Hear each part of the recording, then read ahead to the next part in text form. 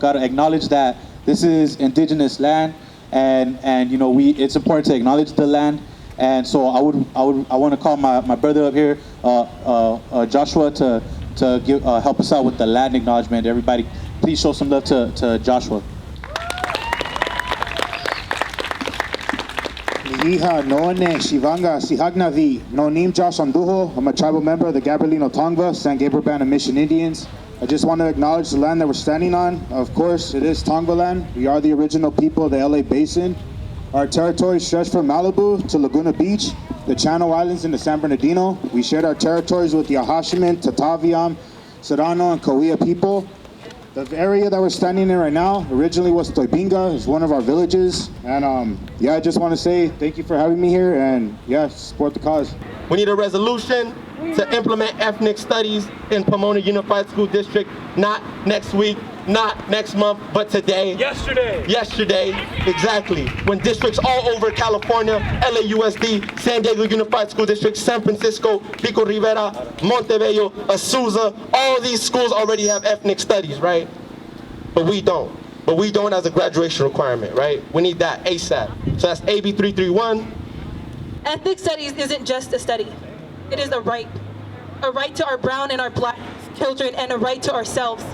Our entire lives we have been told our stories through the eyes of white men. We have been lied to about our history and the people that we come from. Our narratives have been rewritten and stolen from us amongst our land and suppressed. Ethnic studies is only the start of giving us the chance we deserve to teach our own history and the communities that have been silenced by this problematic ass education system. Ethnic studies will allow us to seek that liberation for not only our own communities, but for each other. Because who looks out for each other? We do. They don't look out for us, we do. This is why ethnic studies is important, because it teaches about different races, sexuality, cultures, and gender. Like the LGBTQ community, the undocumented community, the youth community, the Asian Pacific community, the Native American community, the Latinx community, the Southern American community, and it teaches about our city too. With shame and self-loathing, you are unfit to teach our children. What is today known as ethnic studies will tomorrow be science and mathematics. There is strength in numbers. There is power in the naming.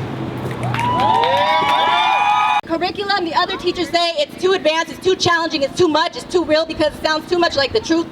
They call it un-American, but this was Mexico once, I tell them, but they don't believe me. You only believe what you see, and so they tell me how the cops stopped them the other night, how another has slept in a car, how another has been locked up, beat up, told they're good for nothing, no good, Mexicans, Latinos, Chicanos, brown. Brown, they tell me you get stopped around here for looking suspicious, for looking like you don't belong. Belong where, I ask? Read for yourself in these books. These books were banned in Arizona. Books are still banned in this country because they don't want you to know the truth about yourself and where you come from. If you tell a people they're inferior long enough, they begin to believe it. I'm a third-year student at Cal Poly Pomona and a member of Pomona Students Union.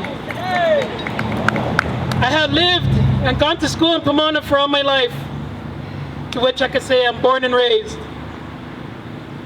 Going to schools in Pomona Unified, we did not have enough education around our own culture, besides a short paragraph on Zapata, which either way was skipped in our classes. The curriculum of these classes from K to 12 were set in a white perspective, not a black, not an Asian, not a Latinx, not a Native American, not an LGBTQ+,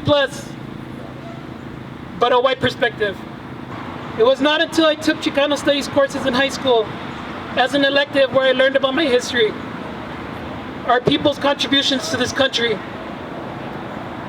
to which I asked the question, is our history in the eyes of PUSD seen as important? California already has an ethnic studies graduation requirement, because if you taught U.S. history exactly like the standards teach you to, if you teach U.S. history exactly with the textbooks that are provided to us, it's an ethnic studies class. It's a white American studies class.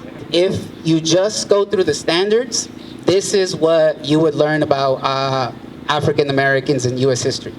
Slavery happened, It ended with the Civil War. Jim Crow was whack. Martin Luther King solved everything. The end. That's all that's in there, in the standards. If you wanted to learn Asian American history and the teacher just taught it the way they were supposed to,